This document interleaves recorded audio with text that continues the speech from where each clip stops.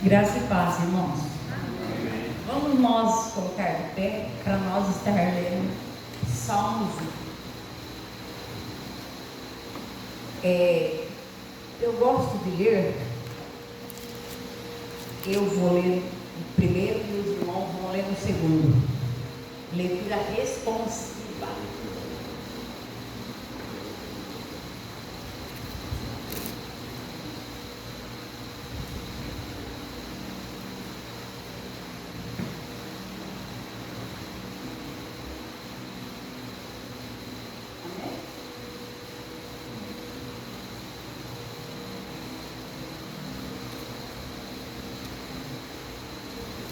Felizes são aqueles que não se deixam levar pelos conselhos dos maus, que não seguem o exemplo do que não querem saber de Deus. Antes tem o seu prazer na lei do Senhor e na sua lei de. Essas pessoas são como as árvores que crescem na beira de um riacho. Elas dão fruto no tempo certo e as suas folhas não murcham. Assim também tudo que essas pessoas fazem dá certo. Não são assim, mas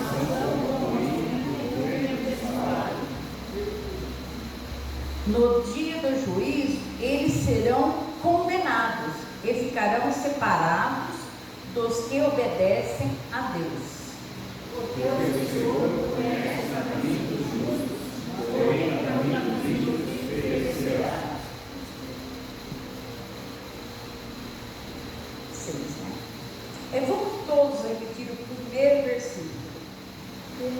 Bem-aventurado o homem que não anda segundo os conselhos dos ímpios, nem se detém no caminho dos pecadores, e nem se assenta nas palavras dos escarnecedores. Eu acho que aqui a gente é bem claro a palavra no Salmos 1, porque ela está falando que para a gente não andar no meio dos encarnecedores, porque através de muitas pessoas, através de ver, em vez dela tentar ganhar ele, a pessoa talvez pode até levar ele para o mal. Então, aqui, essas pessoas são como árvores que crescem na beira de um riacho. As pessoas e dão frutos no tempo certo, e as folhas não murcham. Assim também tudo que essas pessoas ficaram são as pessoas que fazem certo, como as pessoas que agem de acordo com a vontade de Deus, seguem, lê a palavra, mas vivem dentro da palavra de Deus. Então nós somos como as árvores, que ela dá fruto, porque aquelas que não dão fruto, a gente tem o Senhor corta e lança fora. Então que nós possamos crescer cada vez mais, que as pessoas possam ver que nós somos diferentes. Como ontem mesmo nós estivemos lá chupando sorvete, não tem nada demais, mas as pessoas elas possam ver que nós somos diferentes. Nós podemos estar lá juntos, mas que nós somos as pessoas diferentes, que as pessoas possam ver que nós somos servindo o nosso Deus fielmente. Amém, amém, irmãos? Amém. Agora nós vamos estar louvando a Deus com o nosso louvor.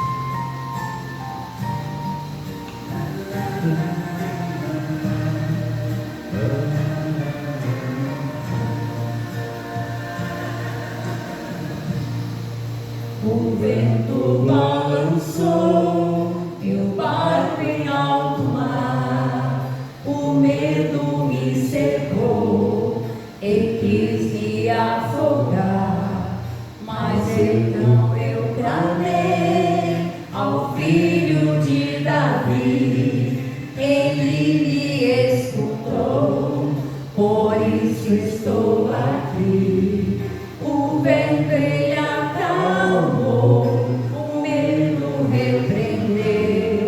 Quando ele ordenou o mar obedecer, não temo mais o mar, pois firme está minha fé, no meu barquinho está Jesus de Nazaré. Se o vento me cercar, ou se o vento soprar, seu nome eu clamarei, ele me guardará. Não temo mais o mar, pois firme está minha fé, no meu barquinho está Jesus de Nazaré. Se o vento me cercar, ou se o vento soprar, seu nome eu clamarei, ele me socorrerá.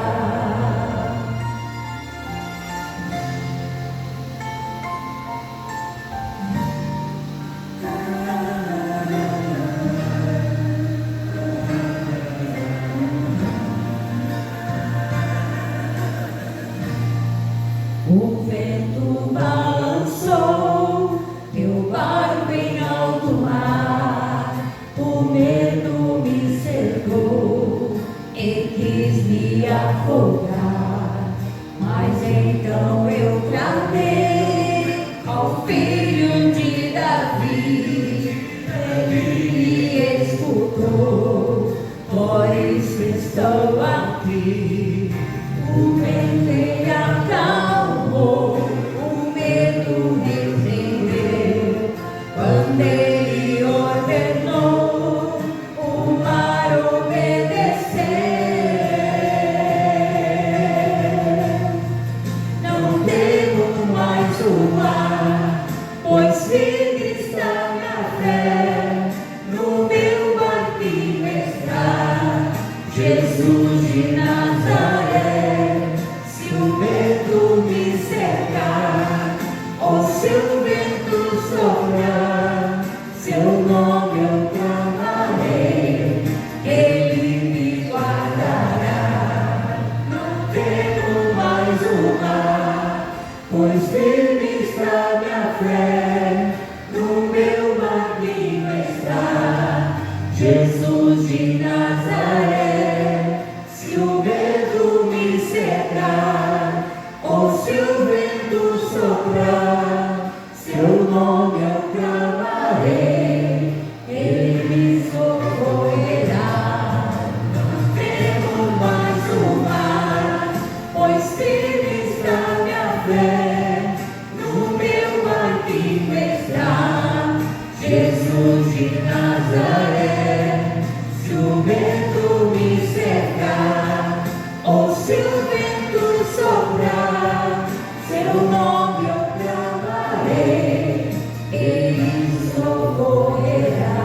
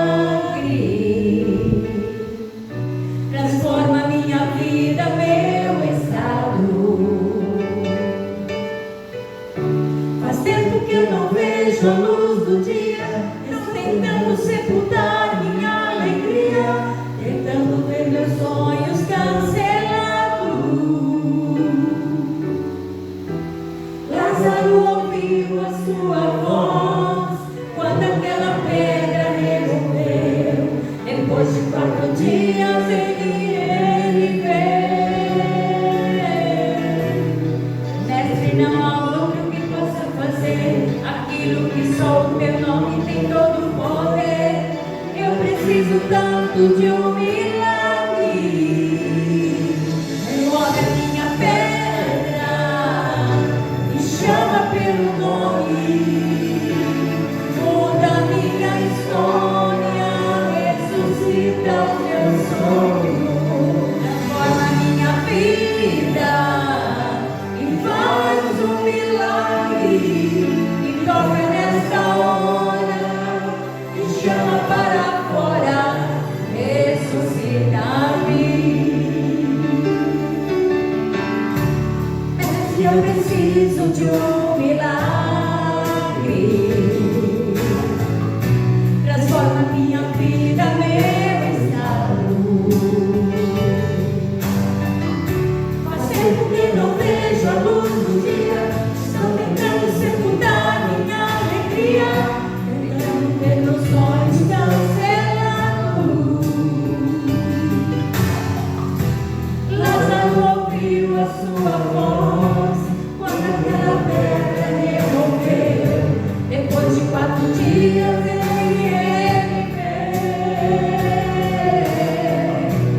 Mestre, não há outro que possa fazer aquilo que sou. Teu nome tem todo o poder.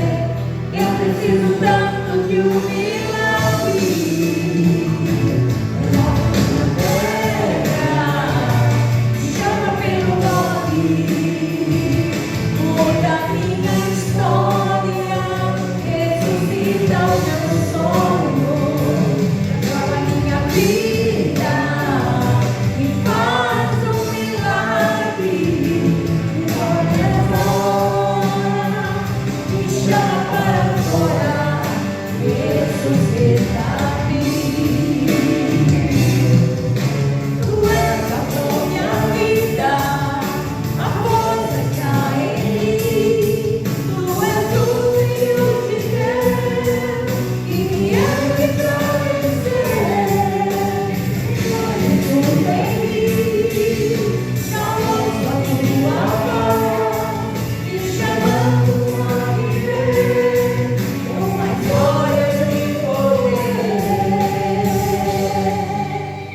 Remove a minha pedra, chama pelo nome. Muda minha história, ressuscita o meu sonho. Transforma minha vida e faz um milagre. Toca nessa hora e chama para fora, ressuscita-me. Muda minha pedra, chama pelo nome. Muda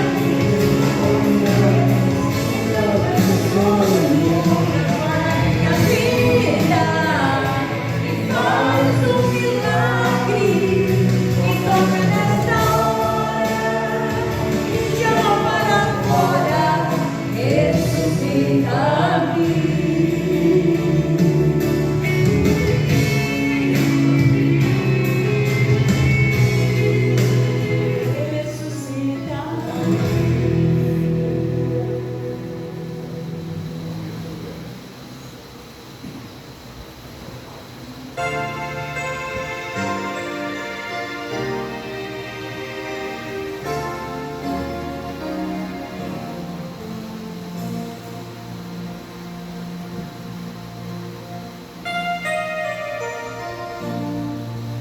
Muitos feridos,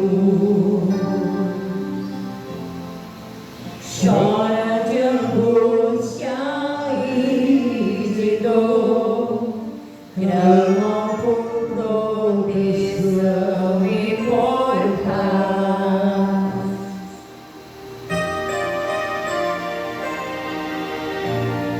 Amigos que sofrem, sua necessidade atende hoje. Não deixe o soldado ferido morrer.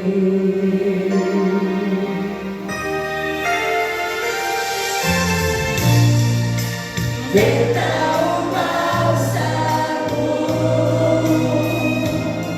e a ferida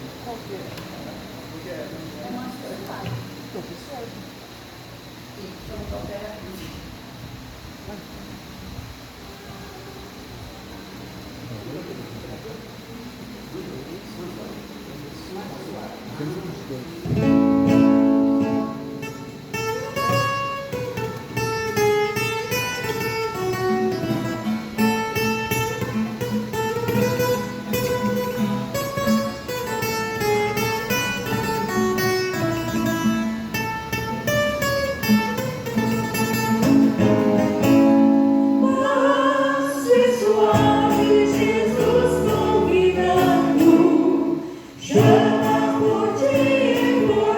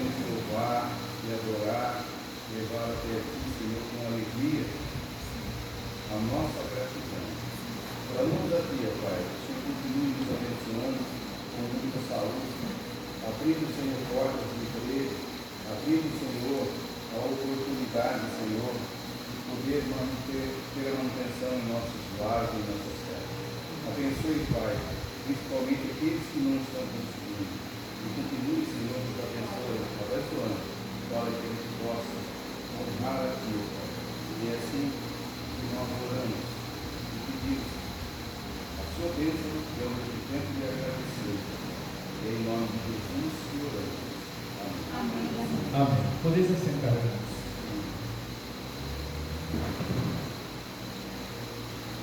Antes de nós passarmos a mensagem, eu tenho alguns recadinhos para dar aos irmãos. Hoje nós estamos recebendo um visitante na nossa casa. O nome dele é Denilson, né? Ele está há poucos dias aqui na cidade e estava procurando uma igreja para poder cultuar a Deus.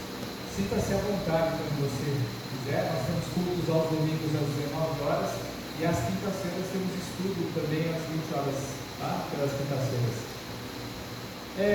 Irmãos, semana que vem temos Ceia do Senhor, segundo domingo do mês.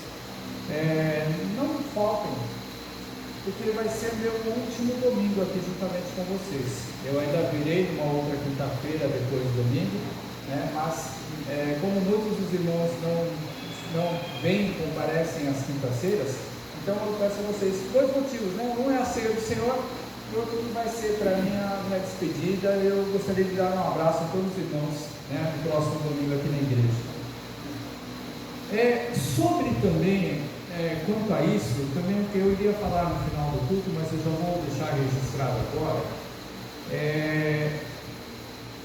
A nossa associação, que cuida das igrejas batistas da nossa região, a RECESP, na semana anterior ela teve a votação da sua diretoria para a renovação, né, do novo corpo diretório da associação, e a partir de 1º de janeiro assume um outro pastor como diretor da nossa associação. E esse pastor que vai assumir a partir de 1º de janeiro é um antigo conhecido aqui da nossa igreja, é o pastor Genivaldo, da Primeira Igreja Batista de Avaré. E nós já andamos conversando por esses dias acerca do processo de sucessão, da minha declinação como pastor dessa igreja, né, por motivos de mudança. Então, por causa desse processo de sucessão, que ele é um pouco demorado, nós ainda estamos naquele conhecimento entre tratar com o pastor Wilson ou não, e pode acontecer de não dar certo, né? Então eu já estou me antecipando, porque até então sou presidente da igreja até o dia 15 de dezembro, eu já estou me antecipando para que a igreja ela não fique sem o resguardo, né? Então quando aconteceu também há 4 anos atrás, quando o pastor Rubim deixou essa casa, né, eu vim aqui também por causa da associação. A nossa irmã Nilde era a presidente na situação da época, ela pediu socorro, né, à associação, e a associação é para isso, ela existe para nos ajudar e cuidar das igrejas que necessitam de uma intervenção. Então amanhã, né, eu vou enviar uma carta, eu só não enviei antes essa carta formal para o futuro presidente da nossa associação, que é o pastor Genivaldo lá de Avaré, porque eu queria comunicar à igreja, né? Eu como presidente eu tenho esse poder de chegar e pedir ajuda, né, assistência, mas como nós sempre trabalhamos de uma maneira transparente, eu quero comunicar à igreja antes aquilo que eu já vou deixar feito a partir de amanhã, e eu vou falar para vocês o conteúdo dessa carta. Aí eu vou enviar a carta por e-mail para o pastor Genivaldo, e assim que eu enviar na quinta-feira eu trago de volta essa carta assinada pelo Evangelho e por mim, né, dizendo que eu enviei por e-mail, e vou deixar nas mãos da nossa secretária para ficar guardado, né, para ficar registrado dentro do nosso processo de sucessão. Então eu vou falar para vocês o conteúdo da carta que eu vou encaminhar ao pastor Genivaldo. Depois no nosso grupo eu posto a foto, né, eu posto a foto dessa carta que eu vou estar encaminhando, mas eu vou falar para vocês o conteúdo dela. O conteúdo dela está assim: Lençóis Paulista, 1º de dezembro de 2024, hoje, né, endereçado ao pastor Genivaldo Antônio da Silva. A referência da carta ela está assim: assistência pastoral PIB Lençóis Paulista. O presidente da Primeira Igreja Batista em Lençóis Paulista, no uso das atribuições que confere o estatuto, juntamente com o vice-presidente abaixo assinados, né, então seja eu como presidente e a vice-presidente como Ivanilde, após comunicação à igreja em culto de 1º de dezembro de 2024, hoje, agora, em condução ao processo de sucessão pastoral, vem por meio dessa solicitar à ABCESP, Associação Batista Centro do Estado de São Paulo, auxílio financeiro com vistas à assunção do pastor Wilson Santos como pastor interino da PIB Lençóis a partir de janeiro de 2025, né, o mês que vem. Haja visto que a maioria da igreja concorda com este no cargo interino a partir de janeiro de 2025.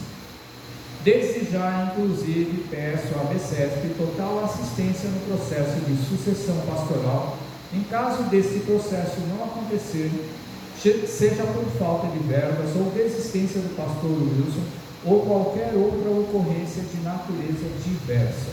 Portanto, em nome da PIB Lençóis Paulista, pedimos à ABCESP que nos auxilie no processo de sucessão pastoral, enviando à nossa igreja candidatos ao pastorado e também obreiros pregadores a nos ajudarem nos cultos de domingo até que avancemos no processo de sucessão. Tá? Então, o que acontece, irmãos? Como eu falei na semana passada na Assembleia, né, eu renuncio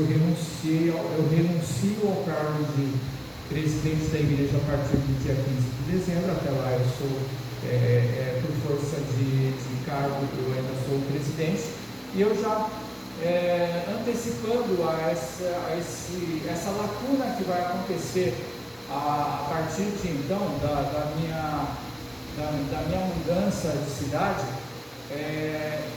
já quero deixar tudo assim ajeitado para a associação, para a gente não ter que fazer, né, para que a igreja não tenha que fazer depois. Então a gente já faz isso daí. Durante esse mês de dezembro já estou providenciando, irmãos, para nos dias que eu não estiver aqui no domingo, estar ajudando vocês, as mensagens, tudo, né? E para que a partir de janeiro, assim que o pastor Genivaldo assume a presidência da associação, ele já estará assumindo, sabendo que precisa nos ajudar no Mensagem Paulista. E eu, né, na conversa que eu tive com ele, eu também me coloco à disposição, mesmo eu estando longe, caso ele precise de algum tipo de ajuda, alguma assistência da minha pessoa, se eu tiver que vir aqui, eu virei, né, para estar ajudando em alguma coisa desse processo, tá bom, irmãos? Então, quero deixar registrado para que vocês estejam sabendo que esse processo de sucessão, ele não vai ficar parado, ele vai continuar acontecendo, né? A Ivonilde é que toma a frente como vice-presidente que assume, né, na minha renúncia, mas que o pastor Genivaldo vai estar dando completa assistência pela associação com a igreja para que a gente não fique sem uma pessoa para nos auxiliar, né? Então, vocês já passaram por isso há 4 anos atrás, quando o pastor Rubim deixou a igreja, né? Então, para que esse vácuo, essa lacuna ela não aconteça, né? Para que a igreja ela não fique sem alguém para poder auxiliar, tá bom? Vamos então à mensagem, irmãos. Romanos capítulo de número 12.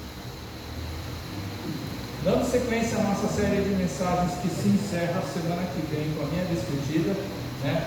Nós vamos estar lendo o capítulo 12 de Romanos. Enquanto você procurar a sua Bíblia, eu vou estar fazendo mais uma oração. Pai, graças te damos, ó Pai, por mais esse momento, por este dia, ó Deus, em que estamos aqui em tua casa para cultuar a Ti. Agradecemos ao Senhor, ó Deus, pelo culto de ontem, onde nós celebramos o nosso 48º aniversário, Pai. Foi uma bênção e nós agradecemos ao Senhor por tudo aquilo que o Senhor tem feito, Senhor, para essa igreja, por essa igreja, e que nós cremos em nosso coração que o Senhor ainda vai continuar operando cada vez mais nesse lugar. Nesse momento, ó Pai, nós te pedimos, Senhor, que a tua bênção venha a cair, Senhor, venha estar adentrando o coração de cada um de nós, de cada um dos nossos irmãos, Pai, no momento da leitura da tua mensagem, da tua palavra, Senhor, que o teu Espírito venha falar ao coração grandemente de cada um, ó Pai, e que o Senhor venha trazer todo o entendimento a nós que fazemos parte do teu corpo, a tua igreja, em nome de Jesus. Amém.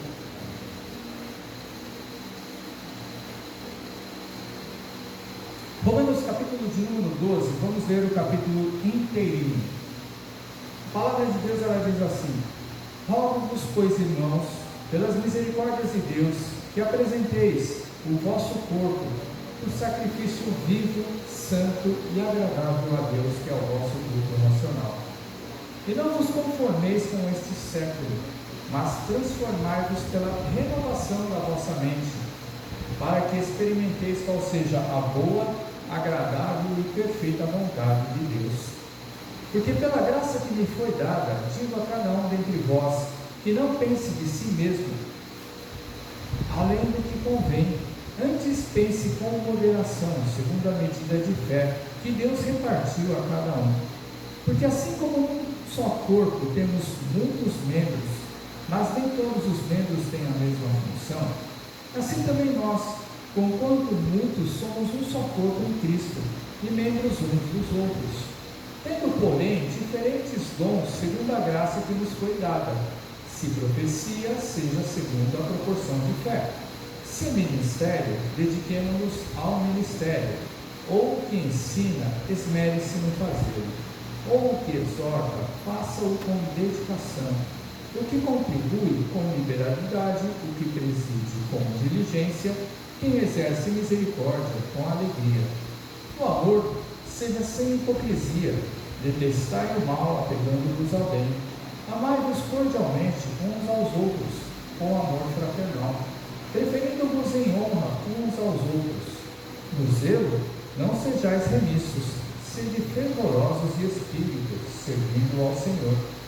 Regozijai-vos na esperança, sede pacientes na tribulação, na oração perseverantes, compartilhai as necessidades dos santos, praticai a hospitalidade, abençoai os que vos perseguem, abençoai e não amaldiçoeis, alegrai-vos com os que se alegram e chorai com os que choram, tende o mesmo sentimento uns para com os outros, em lugar de seres orgulhosos.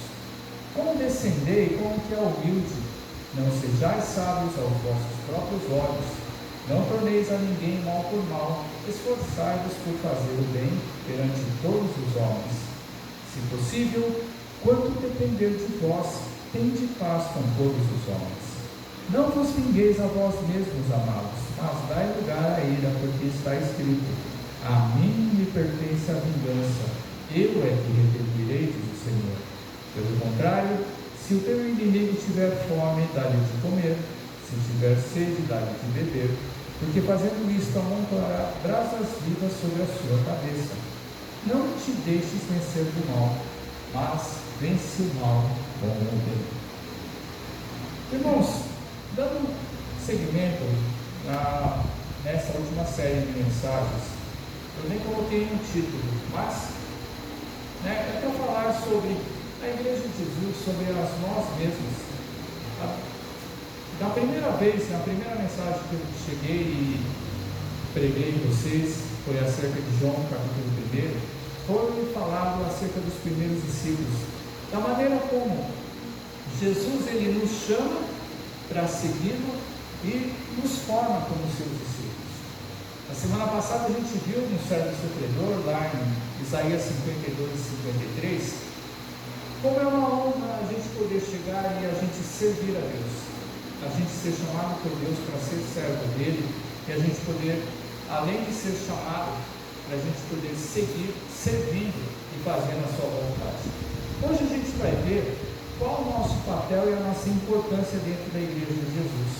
Todos vocês já sabem tudo isso daí, mas a gente vai ver como é necessário a gente fazer parte de uma igreja, a gente estar em comunhão com a igreja, com os nossos irmãos, nós servimos, nós fazemos todas as coisas na igreja, com alegria, não só dentro da casa do Senhor, mas também na nossa própria casa, e a gente mostrar ao mundo que a obra do Senhor, ela cresce através da igreja. Por quê? Porque a igreja é um projeto de Jesus. Jesus, quando ele começou e ele anunciou o Evangelho, ele anunciou o reino de Deus, antes mesmo da igreja ser formada, ele já disse para Pedro que através dele, a igreja de Jesus, ela ia chegar e ter um cabeça e ela iria crescer. Então, para a gente chegar e a gente entender que a gente precisa da igreja, a gente como povo de Deus precisa da igreja. Não adianta a gente chegar e falar assim: eu sou célula solta, eu sou missionário de Jesus. A gente pode ser, deve ser, mas se eu não estiver vinculado a uma igreja, se eu não estiver obedecendo à igreja, à doutrina, à igreja que eu congrego, eu não posso dizer que eu estou em paz, ou que eu estou fazendo todas as coisas conforme Jesus, porque senão é uma coisa muito estranha quando a gente ouve muita gente que não tem denominação, muita gente que chega e prega a Bíblia, que segue tudo aquilo que está dentro da palavra de Deus, mas aí as pessoas, quando elas se convertem, elas chegam e falam: qual é a tua igreja? Qual a sua denominação? Aí normalmente a gente ouve essas pessoas que são células soltas, são missionários itinerantes e não estão vinculados a nenhum tipo de ministério. Eles chegam e falam assim: procura uma igreja que professa a fé em Cristo Jesus. Não está errado, tá? Falar isso daí, mas é sempre bom você chegar e você estar a serviço de uma igreja. Por quê? Porque você fica debaixo de uma autoridade, e não é uma autoridade para você chegar e servir. Por quê? Porque a igreja é a noiva de Cristo. Cristo, quando ele voltar, ele vai vir buscar a igreja. Quem é a igreja? Não é a placa, não é a denominação, é o povo que habita dentro da igreja. E quando Cristo ele voltar, ele vai querer ver se nós estamos trabalhando e fazendo a obra pela igreja, pela a noiva de Cristo. E isso daí, fatalmente, ele vai estar vinculado ao quê? A placa, a denominação a qual nós pertencemos. Nós que somos batistas e outros irmãos de outras denominações, quando Jesus voltar, ele vai vir buscar o quê? Os irmãos que estão dentro de onde? Da noiva, dentro das igrejas espalhadas. Então, quando se tem uma célula solta, a gente pode falar assim: os missionários que foram ali para a África, os missionários que foram ali para a Ásia.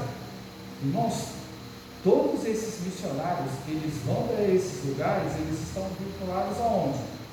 Eles estão vinculados a uma denominação. E além deles estarem vinculados a uma denominação, eles são enviados por quem? Por organizações não governamentais, por organizações não vinculadas a uma denominação específica, ou vinculadas a uma denominação específica, como nós temos as nossas instituições que enviam missionários, mas essas organizações, elas não estão diretamente ligadas às igrejas, mas quando elas formam missionários, elas querem que os missionários eles estejam vinculados a uma igreja. Por quê? Porque isso é bíblico. A gente precisa, para que a gente cumpra a palavra de Cristo. Porque é estranho a gente chegar e falar assim: Cristo ele chega e ele chama discípulos para montar uma igreja, aí a igreja ela existe, e aí os irmãos não me adaptam a essa igreja, a essa denominação, a essa regra, a essa doutrina, não consegui encontrar nenhuma igreja, e a pessoa começa a caminhar e pregar o evangelho. E aí você imagina o seguinte: as pessoas se convertem, elas vão chegar e se vincular aqui à igreja, que é uma coisa muito estranha, porque não é simplesmente você chegar e pregar o evangelho, a pessoa aceita Jesus, está salva, amém, está salva naquele momento. É igual o ladrão da cruz, ele chegou, ele estava salvo e Jesus falou: você vai estar comigo no paraíso, mas é porque a morte era certa naquele momento. E na grande maioria dos casos, a pessoa ela se converte e ela vai continuar vivendo. E o que vai acontecer? Parábola do semeador. A semente que caiu em pedras, a semente que caiu em espinhos, a semente que caiu na superfície da terra. Jesus ele vai falar que todos esses se perderam ao longo do caminho. Então, a igreja ela existe para ela fortalecer esses nossos missionários, para que essa palavra ela alcance outras pessoas. E nós também, irmãos, nós precisamos da igreja, porque a igreja é aquela que nos fortalece. É pela igreja aonde nós crescemos, é pela igreja que nós começamos a conviver com os nossos semelhantes. Que eu falo para vocês, quando você começa a conviver com alguém, o que acontece? Atrito para tudo quanto é lado. Se existe um monte de atrito nos casamentos, se existe um monte de atrito nas famílias, se existe um monte de atrito nas suas amizades, um monte de atrito aonde você trabalha, não vai existir dentro da igreja? Mas é com essas divergências onde nós começamos a enxergar o quê? O trabalhar de Deus na nossa vida e na vida dos nossos semelhantes. Então hoje nós vamos ver, dentro desse capítulo de número 12, apenas 3 coisas, porque tem muita recomendação escrita aí, num dos subtítulos da minha Bíblia ele vai dizer sobre as virtudes recomendadas, e Paulo ele vai falar sobre muita coisa, mas nós vamos falar acerca de 3 coisinhas que são muito importantes para nós como igreja, nós como participantes e fazendo parte de uma igreja. Começando pelo versículo de número 4 e 5, Paulo ele vai chegar e ele vai falar o seguinte nesses 2 versículos: porque assim como um só corpo temos muitos membros, mas nem todos os membros têm a mesma função, assim também nós somos muitos, somos um só corpo em Cristo e membros uns dos outros. Então Paulo ele vai fazer uma analogia do nosso corpo, da nossa carcaça, do nosso ser físico. E ele vai chegar e ele vai falar: da mesma maneira que eu e você temos que zelar pela nossa saúde, na realidade é isso, pela nossa integridade, assim funciona dentro da igreja. Agora eu digo para vocês uma coisa: quando a gente nasce até a nossa juventude, a nossa saúde ela é 100%. À medida que nós começamos a envelhecer, começa a aparecer um monte de problema. E o que a gente faz quando começa a aparecer problema? Problema de coração, problema de fígado, problema de açúcar, problema de vista, Começa a aparecer um monte de coisa. O que nós fazemos? Nós começamos a usar o quê? Remédios, para chegar e fazer o quê? Para tratar os problemas de saúde que nós temos. Só que olha que interessante, quando a gente usa remédio, o remédio ele não é remédio, porque no original da palavra era o quê? É uma droga. E o que é uma droga? É uma coisa que faz mal, mas é o mal que faz bem para cada um de nós. Só que é o seguinte, você vira o quê? Totalmente dependente para o resto da sua vida. Aí você pensa o seguinte, irmãos, em algum momento do passado, a gente falhou.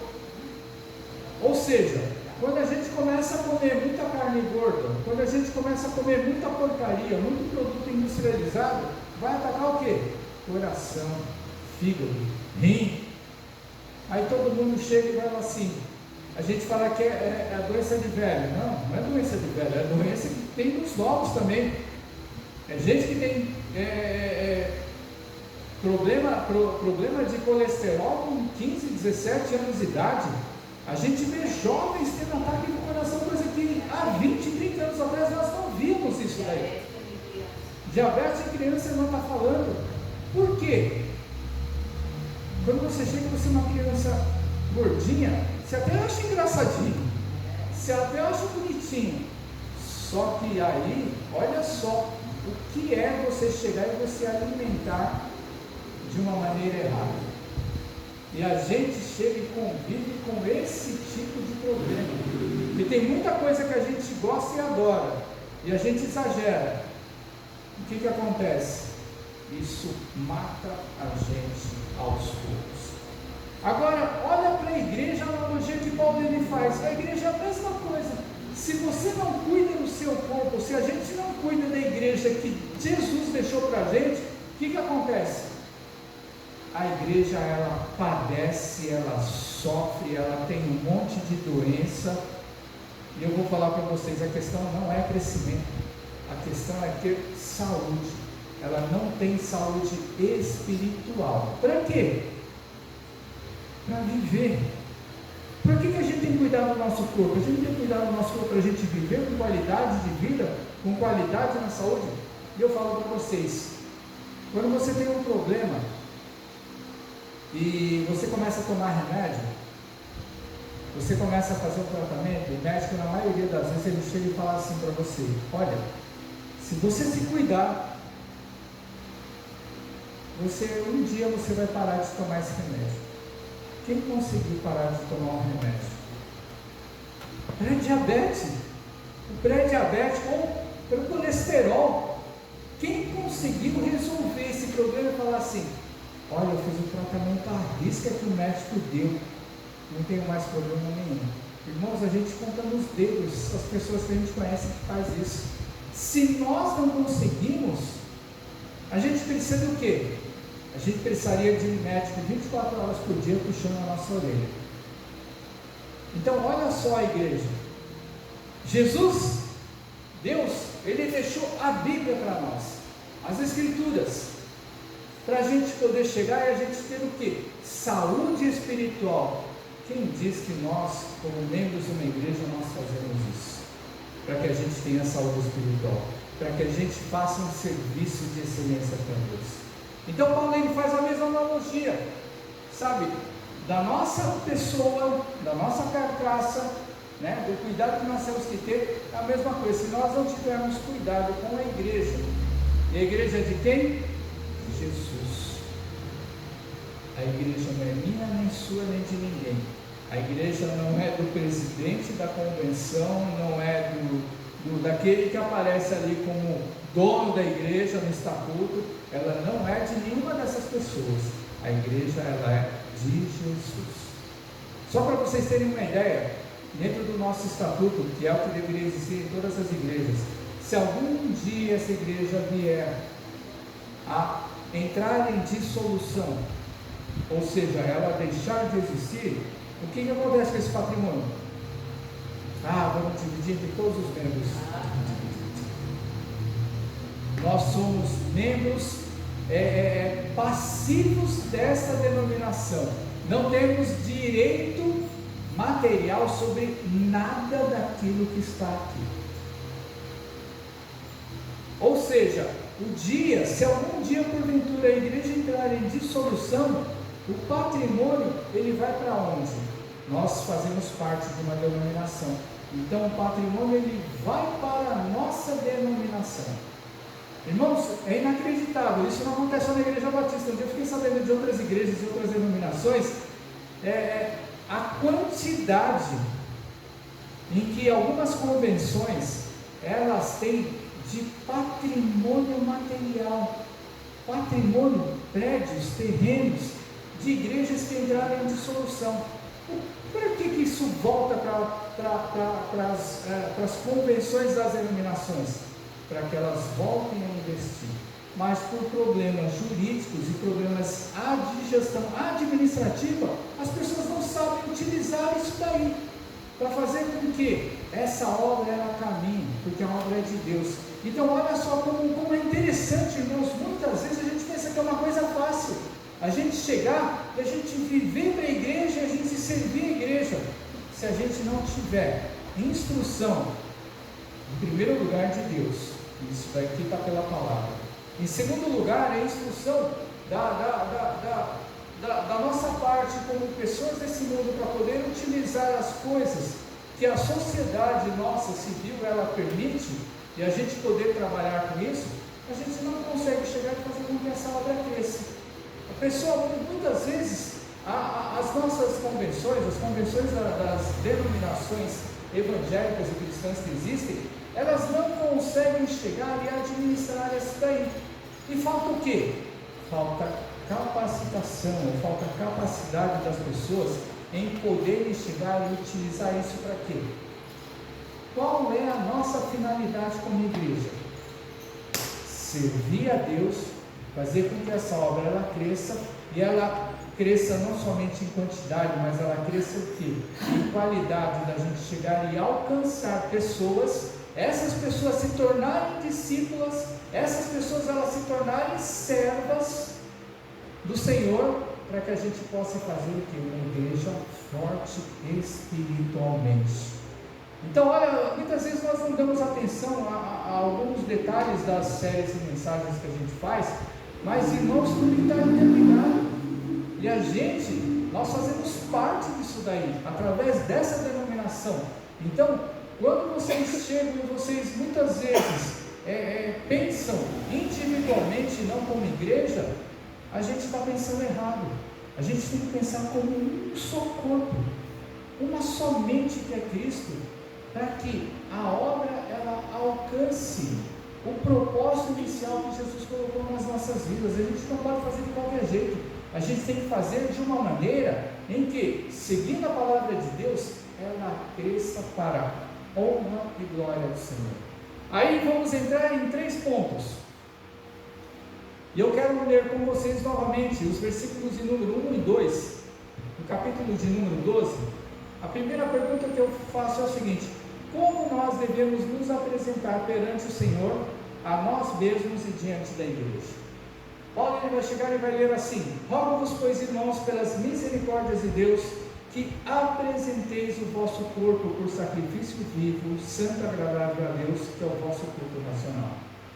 E não vos conformeis com esse século, mas transformai-vos pela renovação da vossa mente, para que experimenteis qual seja a boa, agradável e perfeita vontade de Deus. Todos nós já ouvimos várias vezes esses 2 versículos, mas quando a gente se trata de igreja, a gente vai ver umas coisas interessantes. Na nota de rodapé de uma das Bíblias que eu tenho de estudo, a Bíblia de Genebra, quando vai falar sobre esses 2 versículos, ela chega e ela começa assim, com o termo desses 2 versículos: consagração total. Eu achei fantástico o que os irmãos que fizeram essa Bíblia de estudo, eles deram como nota, como subtítulo acerca desses 2 versículos. Eles falam exatamente isso: nós temos que estar e ser consagrados a Deus. E quando a gente chega e vê nesse primeiro versículo, ele vai falar assim, que apresenteis o vosso corpo. Quando fala a gente apresentar o vosso corpo, ele não está falando o sentido exato daquilo que é. Eles colocam nas traduções eles colocam, como que está aqui? Aqui também está presente isso. Eles colocam nessas traduções para eles darem uma conotação entendível dentro da nossa lógica. Mas no original, essa palavra apresenteis, ele está dizendo o seguinte: no original ele está dizendo para nós nos oferecermos. Um apresentar, o que significa apresentar? Eu me apresento a vocês, meu nome é Gilberto. Vocês são a mesma coisa, quando vocês vão se apresentar a alguém, vocês vão falar quem você é, de onde você veio, qual a sua profissão, que dependendo daquilo que você vai estar fazendo, você vai dar um relatório rápido daquilo que você é. Não é isso que ele está dizendo. Não é isso que nós temos que chegar e fazer. Ela disse que está assim. Não é isso? Oferecer. Então, oferecer é muito diferente de apresentar, porque apresentar é eu chegar e dar meu cartão de visita. Não é isso. Oferecer é quando você entrega a sua vida. Aí ele vai dizer o seguinte: nós temos que oferecer o nosso corpo como sacrifício vivo, santo e agradável a Deus. Quando a gente vê sacrifício vivo, santo e agradável a Deus, você vai lembrar?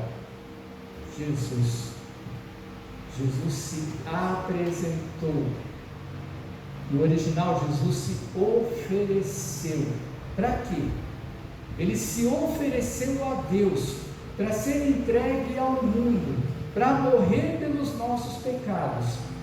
Quando diz vivo, santo e agradável a Deus, ele está dizendo o seguinte: perfeito, íntegro, sem defeito ou mácula alguma. Então vocês imaginam o seguinte: de que maneira eu e você temos que nos apresentar a Deus, à igreja de Deus? De que maneira nós temos que nos oferecer? Não é de qualquer jeito. A gente pode chegar de começo, por uma boa vontade, uma boa intenção das nossas vidas, nós podemos nos oferecer a Deus da maneira que nós somos. Mas quando nós fizermos isso, nós temos que chegar e falar assim para Deus: Senhor, me limpa, me transforma, faz como o Senhor quer na minha vida, aqui não seja eu. Porque quando você diz assim para Deus: eu vou me fazer e me apresentar ao Senhor, e eu vou chegar e me transformar, irmãos, quem é que consegue se transformar?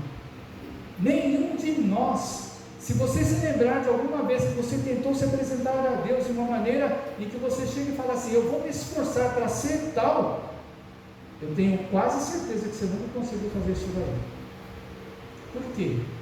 A palavra de Deus, ela diz que é Jesus quem nos santifica, é Jesus quem nos limpa. E ainda vamos dizer mais: sem santificação, como diz lá em Hebreus, ninguém verá a Deus. Quando fala ninguém verá a Deus, não está falando nesse tempo, porque não teve um homem, uma mulher nessa vida que conseguiu chegar e olhar para Deus. Moisés sentiu Deus passar por trás, porque se ele tivesse visto pela frente, morreu. Isaías, ele viu uma visão do céu, dos anjos glorificando a Deus, e ele pensou: agora eu vou morrer. E olha que Isaías, ele era um homem que na época dele, ele era muito mais santo do que qualquer um de nós. E ele falou: eu vou morrer, porque eu vi a glória de Deus. Então, irmãos, não adianta, se a gente não deixar Jesus nos limpar, nos purificar, e a gente não pedir para Ele fazer isso, pode ter certeza, nós não vamos estar da maneira que Deus Ele quer. Então olha só que interessante, a gente tem que chegar e a gente se apresentar ou se oferecer de uma determinada maneira, e a gente sabe que nós não temos condições de oferecer da maneira que Deus Ele quer, mas quando a gente se oferece, ou seja, a gente dá de coração a nossa vida para a presença de Deus, e pedir e deixar Ele trabalhar na nossa vida, Ele nos molda de tal maneira, que nós vamos chegar e ser transformados. E ainda mais, como ele vai dizer no próximo versículo, né? Ele vai dizer o quê? Para que a gente venha experimentar qual seja a boa, agradável e perfeita vontade de Deus na nossa vida. Então isso daí é um fato, é uma realidade. Só que antes ele vai falar uma coisa. Quando ele vai falar: não vos conformeis com o presente século. Que interessante isso daí. E aí eu vou falar para vocês: o mundo ao nosso redor, ele tenta nos influenciar. Muitas vezes nós falamos assim, para nós mesmos, não falamos para as outras pessoas. Muitas vezes dentro da nossa individualidade nos tempos de hoje, nós não falamos para ninguém porque a gente acha que não precisa, a gente fala para nós mesmos. Eu sei me virar. Eu não vou me deixar levar por nada desse mundo. A gente usa até a palavra de Deus. Todas as coisas me são lícitas, mas nem todas me convêm. Todas as coisas me são lícitas, mas não me deixarei levar por nenhuma delas. A gente pensa que é Paulo muitas vezes. Então muitas vezes entra numa individualidade achando que assim, pode deixar que eu sou eu. O eu sou não sou, irmãos. O eu sou é Deus. Quando nós falamos eu sou, nós temos que tomar muito cuidado, porque a gente se esquece que existe um Deus. Oh Deus. E aí quando Paulo ele chega e fala dessa inconformidade, ou seja, nós não nos conformarmos com as coisas desse mundo, a gente tem que tomar cuidado com todas as coisas que querem nos influenciar. No nosso dia a dia, é inacreditável como nós somos influenciados, direta e indiretamente, muito mais indiretamente do que diretamente. Eu vou dizer para vocês de que maneira você é influenciado, como eu sou. Todo mundo tem o costume de chegar e mexer nas suas redes sociais. Todo mundo tem a sua vontade de você chegar e navegar nos sites, e você pesquisar isso e isso, né? E o que acontece com a tal da danada inteligência artificial? Ela monta um algoritmo em cima das pesquisas que você faz de sites, em cima das pesquisas que você faz agora muito daqueles, eles chamam de shorts, né? A gente sempre fala de curtas, né? Isso começou por causa dessa febre no TikTok, e a gente vê agora isso daí em todos os lugares, né? Vem Instagram, vem em YouTube, vem em todo lugar. Então, o que acontece? A gente entrou num tempo, irmãos, que eu digo para vocês, quase ninguém aguenta ficar 1 hora ouvindo palestra. Quase ninguém, por causa exatamente dessas curtinhas, desses negócios de 1 minuto. Você pode reparar que quando aparece uma curta de 3, 4, 5 minutos, a gente corta na hora. A gente assiste 30 segundos e já corta. Por quê? Eu não aguento ficar assim tanto tempo assim. Pode reparar que música você não consegue ouvir mais inteirinha quando você está assistindo alguma coisa, algum vídeo. Quando você está vendo alguma coisa interessante, você não consegue mais ouvir ela inteira. Então, olha só o que a inteligência artificial criou em você. Criou o quê? Intolerância. Intolerância para você aprender. E olha que interessante. Deus, a vida inteira na história da humanidade, Deus sempre quis ensinar. O que o diabo está fazendo? Ele está fazendo você e eu termos intolerância a aprender. A gente acha que tem que vir tudo pronto na nossa mão. Aí a gente começa a ouvir um tanto absurdo que a gente fica até com medo de a gente chegar e ter algum tipo de problema de saúde e ter que ir no pronto-socorro. Porque quando você chega no pronto-socorro, tem médico que não sabe verificar a pressão, coisa básica que a gente sabe fazer em casa. Tem médico que não sabe verificar a pressão, médico residente, sabe? Então aí você imagina o seguinte: o que foi que o inimigo criou? Ela criou uma intolerância dentro de nós, que nós não conseguimos aguentar uma explicação de uma determinada coisa que você se interessa em fazer, não, você quer saber o resultado. E pior ainda, essa intolerância faz com que a gente mesmo não queira aprender as coisas de Deus. E nessas redes sociais, eu digo para vocês, a tal da bendita, da danada da inteligência artificial, ela começa a trazer um monte de programa, um monte de propaganda, um monte de anúncio, um monte de coisa para te viciar cada vez mais e você ficar horas e horas perdendo o seu tempo e vendo somente aquela determinada coisa que você gosta, seja ela de culinária, seja ela de saúde, seja ela de corpo físico, seja ela de vestuário, seja ela de um monte de coisa. Às vezes você mesmo chega e fala assim para você: nossa, eu não tenho tempo para nada. chega lá às 6 horas da tarde, 7, 8 horas da noite, você chega e fala assim para você mesmo: caramba, o dia voou que eu não consegui fazer absolutamente nada, fiz só o básico. É lógico, sabe, a gente está sendo o quê? Quando Paulo fala, não vos conformeis com esse século, está falando assim, não deixa as coisas do mundo te influenciar, mas a gente está sendo influenciado indiretamente, a gente está se deixando levar pelas situações. Outra coisa que eu vi essa semana, uma notícia que, nossa, que assim a gente vê como é absurdo. Não sei de que maneira aconteceu esse tipo de pesquisa, mas eu acho que tem um fundo de verdade.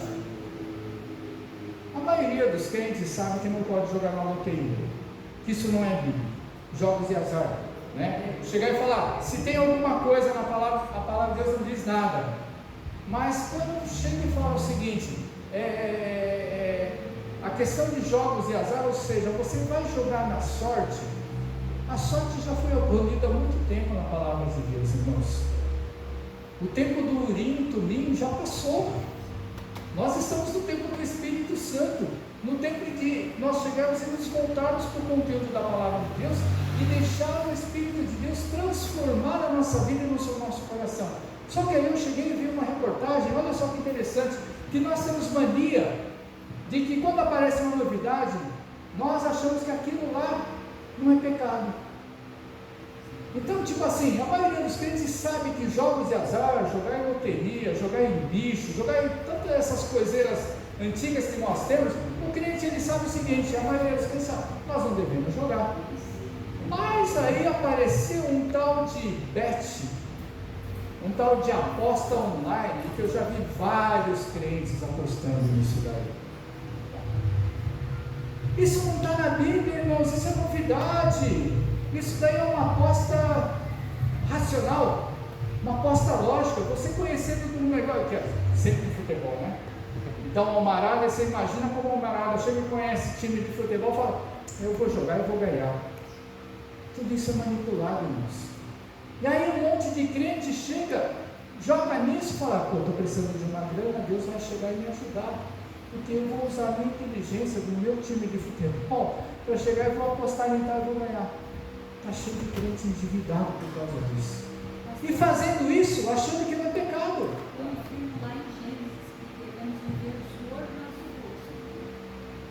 Sim, exatamente. Então olha só como que é a palavra. Por que nós temos que estar ligados à palavra? Por que a gente não pode deixar o mundo nos influenciar? Sempre vai aparecer uma novidade, irmãos, em que você vai pensar de primeiro, isso daí não tem problema diante da presença de Deus. Que mal tem nisso?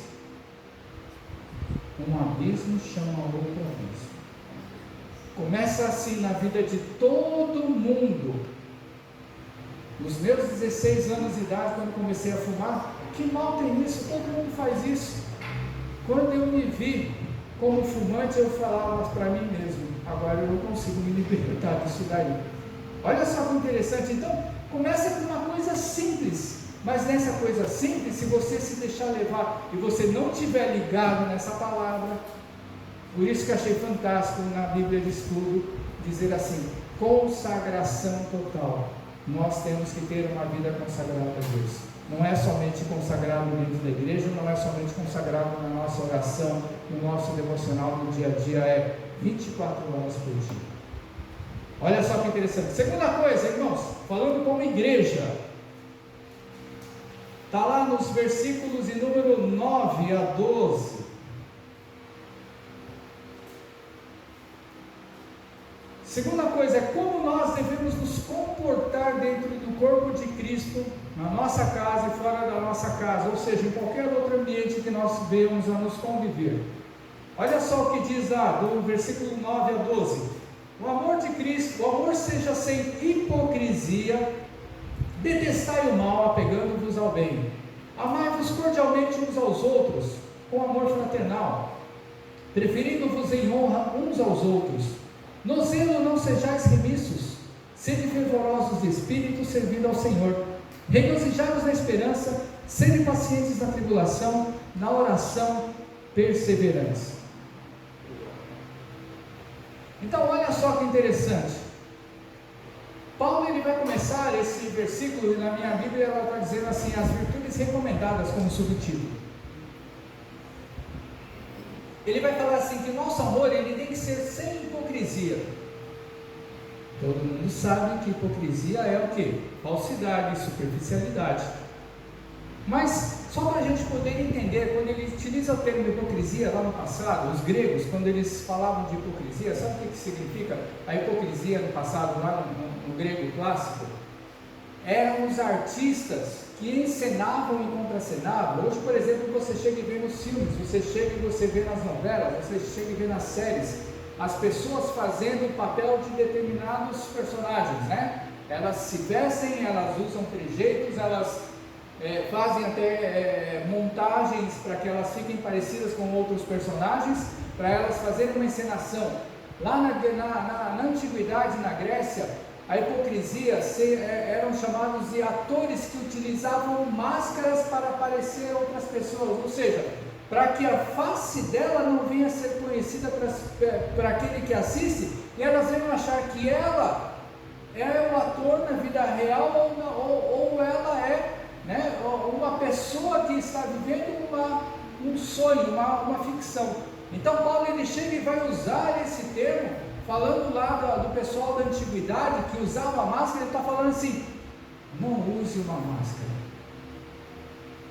Você já reparou que está cheio de crente que usa máscara? Eu já cansei de ouvir, na igreja é um tanto, lá fora no mundo é outro. Na igreja é um tanto, na casa dela, no meio da família, a esposa ou o marido ou os filhos falam que a pessoa é dessa outra maneira. Ou seja, a gente já ouviu vários e vários casos durante os nossos anos de crente, de irmãos que chegam e falam assim, nossa, meu marido, eu queria que ele fosse na minha casa a bênção que ele é na igreja. Olha só como é que são as coisas. Então Paulo ele chega e fala assim, que a gente não pode chegar e a gente ter um amor fingido. E ele vai falar uma coisa interessante, que esse é o segredo para tudo isso, nessa pergunta que foi feita, da maneira que a gente tem que se comportar. A gente tem que detestar o mal e apegar-nos ao bem, no versículo de número 9. Mas Paulo ele vai continuar, ele vai falar coisas assim, versículo 10, de que maneira nós temos que nos comportar ou nos proceder? Amai-vos cordialmente uns aos outros, com amor fraternal, preferindo-vos em honra uns aos outros. Quando a gente chega e vai olhar para essas duas palavrinhas, cordial e amor fraternal, às vezes nós não temos um entendimento claro daquilo lá. Mas olha só o significado da palavra ser cordial, porque cordial a gente só pensa o seguinte, cordial vem de cortês e a gente pensa assim, eu ser simpático. Não é só isso, irmãos. Olha só o significado da palavra cordial que Paulo está falando. Uma pessoa que tem cordialidade é uma pessoa que tem afeto, simpatia, como eu falei, gentileza, respeito, educação. É uma pessoa a ser agradável. E ainda Paulo ele vai falar assim, sermos cordiais uns com os outros, ou seja, quem é superficial, ele só vai dar risadinha, vai tratar bem na frente, mas por trás ele começa a falar um monte de coisa, até que contamina, que todo mundo fica sabendo, até que chega naquela pessoa e aquela pessoa o quê? Se frustra com a superficialidade daquela pessoa, daquele outro mundo. E Paulo ele vai continuar, ele vai falando sobre fraternal. Olha só que significado de fraternal. A gente ouve muito falar em palavras de fraternidade, É mais ou menos, lógico que não dentro do contexto, mas é mais ou menos naquilo que as pessoas elas criam sociedades de fraternidade. Lógico que as que existem no mundo são completamente contrárias à palavra de Deus, mas o ser fraternal, na sua íntegra é assim: ser solidário uns com os outros, como de irmão, ter um sentimento de dedicação absoluta de um ao outro, sem esperar nada em troca, somente em de querer fazer o bem. Já reparou que nos nossos dias não tem mais gente fazendo isso? Já reparou nos nossos dias como é difícil você chegar e encontrar irmãos crentes que chegam e querem fazer o bem sem esperar nada em troca? Está difícil hoje, irmãos. Está difícil acontecer isso daí. Aí olha só o significado de fraternidade que está lá dentro de Provérbios, no capítulo 18, e a gente conhece muito bem esse versículo. Capítulo 18, versículo 24 de Provérbios, ele diz assim: o homem de muitos amigos, ele deve se mostrar amigável, mas tem um amigo que é mais chegado do que um irmão. O significado de fraternidade é isso. É você chegar e você ser amigo de alguém que é muito maior do que o seu próprio irmão. É lógico que hoje a grande maioria dos irmãos de sangue que a gente conhece por aí, eles é diferente do passado, né? Hoje as pessoas elas não podem nem se olhar um para o outro, porque a única coisa que eles conseguem enxergar um para o outro quando eles se olham, os irmãos de sangue, é o quê? É o dinheiro de herança que vai gerar, e aí começa a gerar muita briga. Ou a preferência que um pai ou mãe tem de um filho do outro, e aí os irmãos eles começam a ter ódio um do outro. Mas a palavra de Deus, ela chega e fala que tem amigo mais chegado do que o irmão. Quando nós encontramos um amigo que é maior do que o irmão, ele está significando, você começa a entender o significado desse amor fraternal. Aí eu vou dizer para vocês, irmãos, para quem já é cordial e fraternal, isso daí é fácil. Agora eu digo para você, é fácil achar alguém que seja cordial e fraternal dentro do nosso meio? Ou fora do nosso meio cristão? É difícil.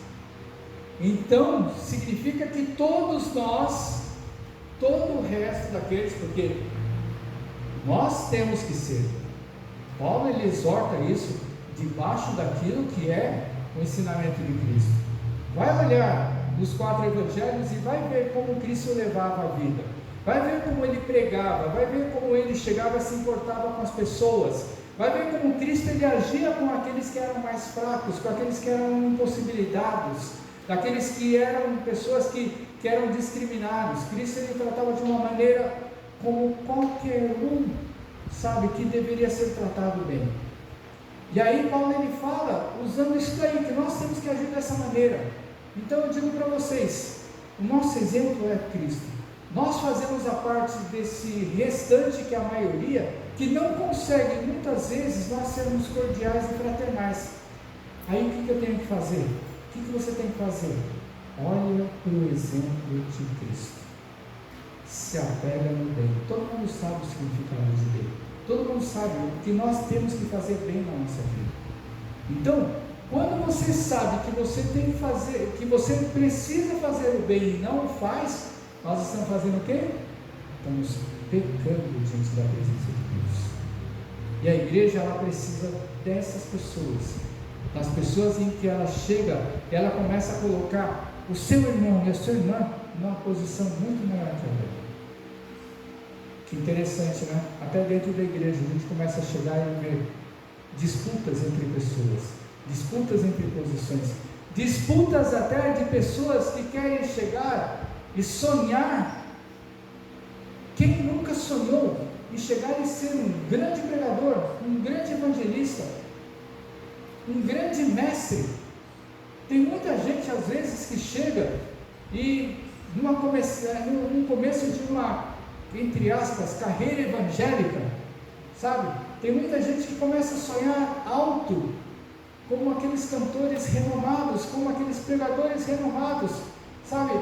Pregando e cantando para multidões de milhares e milhares de pessoas, cantando ou ouvindo a sua palavra, a sua mensagem. Você está querendo o quê? Você está querendo que as pessoas elas se idolatrem? A partir do momento em que a gente quer virar motivo de idolatria para outras pessoas, nós estamos indo contra ao primeiro mandamento, que é adorar a Deus. Nós estamos influenciando pessoas e a nós mesmos de uma maneira ao qual o único que vai ser adorado é o próprio inimigo e não Deus. Terceira e última coisa, irmãos, olha que interessante, versículo de número 19 até o final.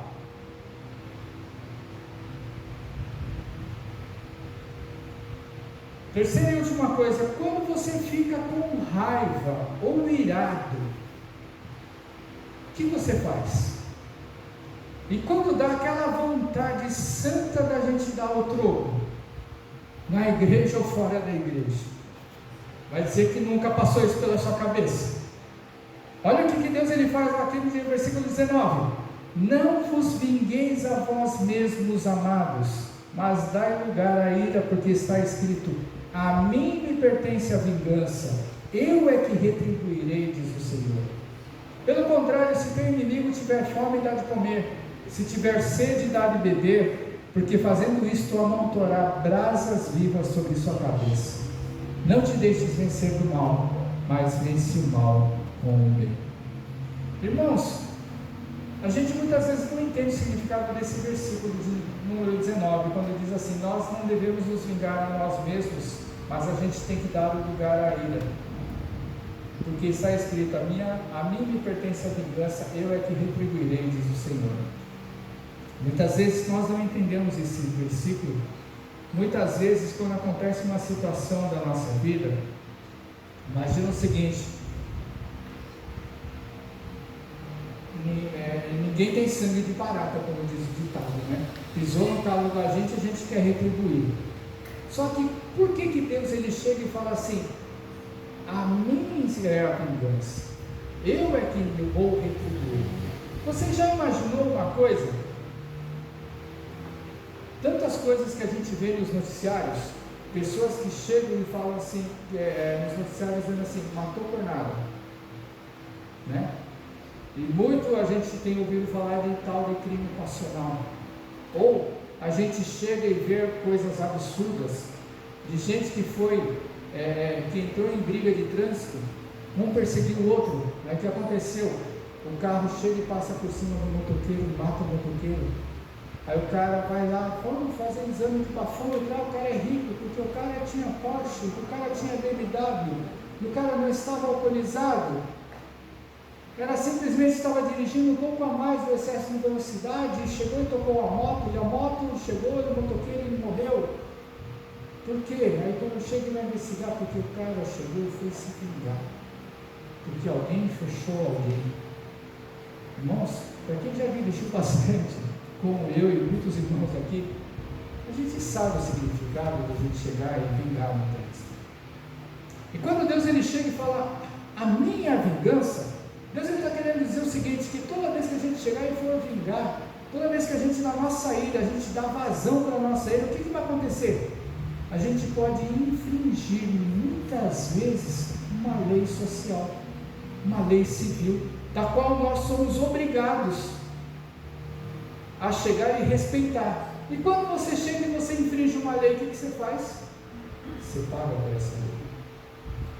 Aí quando a gente chega e vê uma tragédia acontecer, a pessoa ela esfria a cabeça, ela começa a chorar arrependida: eu não queria fazer isso, mas fez. Então olha como Paulo ele vai citar, ele cita a própria palavra de Deus, não é a palavra dele. Deus ele chega e já falou isso no Antigo Testamento: a vingança é minha. Por quê? Porque se eu e você, por mais que estejamos na razão, a gente for chegar e querer tomar satisfação, não nos dá mal. Então você pensa o quê? Nós muitas vezes pensamos o seguinte: a gente chega e fala assim: eu sou desse jeito e não vou mudar. Irmão, se a gente não mudar, vamos sofrer as consequências. Então Paulo ele chega e ele vai falar que Deus ele diz lá que a vingança é dele, que ele é quem tem que deixar que ele venha fazer. E aí muitas vezes a gente chega e pensa assim: eu vou deixar na mão de Deus e Deus vai entrar na vingança. O que vai dizer o próximo versículo? Se o teu inimigo tiver fome, se teu inimigo tiver sede. Você já parou para pensar de você chegar e você, quando fala alimentar e dar de beber para o seu inimigo, significa o seguinte: ele está numa pior. Qual é o sentimento nosso humano quando a gente vê o nosso inimigo numa pior? Sorriso que vai embora. A gente não tem compaixão nenhuma. Nossa compaixão é zero.